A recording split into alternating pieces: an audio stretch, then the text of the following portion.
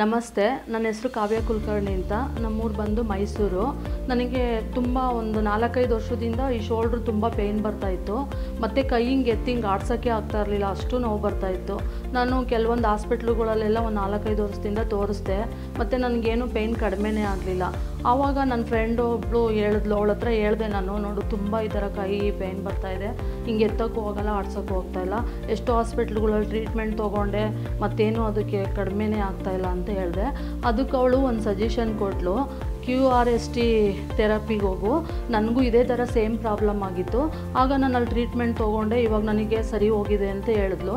ಸರಿ ನೋಡೋಣ ಇಲ್ಲೂ ಒಂದು ಕಡೆ ಅಂತ ಬಂದು ಟ್ರೀಟ್ಮೆಂಟ್ ತೊಗೋತಾ ಇದ್ದೀನಿ. ಒಂದು 6 ಸಲ ಬಂದಿದ್ದೀನಿ ನಾನು. ನನಗೆ ಒಳ್ಳೆ ರಿಸಲ್ಟ್ ಸಿಕ್ಕಿದೆ. ಇವಾಗ ಒಂದು 60% ನನಗೆ ಬೆಟರ್ ಆಗಿದೆ. QRSTಗೆ ನಾನು ತುಂಬ ಥ್ಯಾಂಕ್ಸ್ ಹೇಳೋಕ್ಕೆ ಇಷ್ಟಪಡ್ತೀನಿ. Thank you QRST therapy.